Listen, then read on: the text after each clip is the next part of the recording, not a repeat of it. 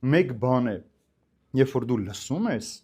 մեկից, որ ուղակի կարդացել պատմել է, մեկ բանը, որ ինքը ապրել է, չէ՞ այդ ամեն ինչը։ Օրինակ ասում ես, սիրիր քո թշնամուն։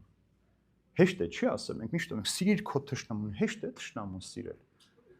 Ներիր բոլորին, կարող ենք մենք բոլորին ներել։ Չի ստացվում։ Չի ստացվում, այսինքն ով որ ներել է, նա կարող է այդ ամենը վկայել, ոնց ներել,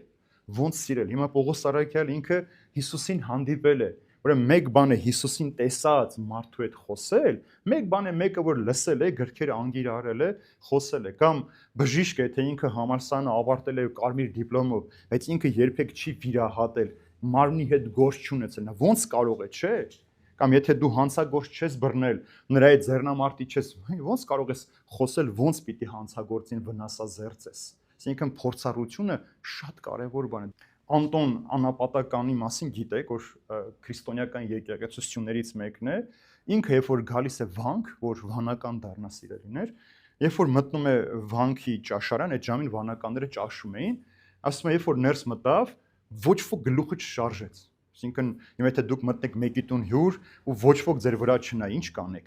Առաջին մտածումը դուրս գանք ստեղ, որտեղ արհամարված ենք։ Անտոն Անապատականն ասում է,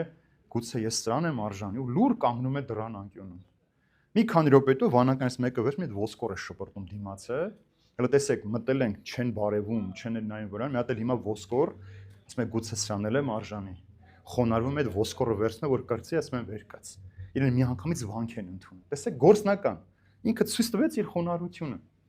Բայց հանկարծ մեզ մի հատ ավելորդ մի բան, հանկարծ այսօր շատ շատերի հետ, չէ՞ թե հանկարծ պաշտոնյաներ են, դուքով չխոսես, մի մեծ թեմա, որ քեզով թույլ տվեց իմ հետ դույով խոսես, դով ես որ ինձ այդպես ես խոսում, մի հատ քեզ հանգիստ պահի, այսպես, այս ամենապարզը մենք Աստծո հետ ենք դույով խոսում։ Բայց մենք մարդիկս վարժված չենք այդ պարզության մեջ, մենք սովոր ենք sense բարդ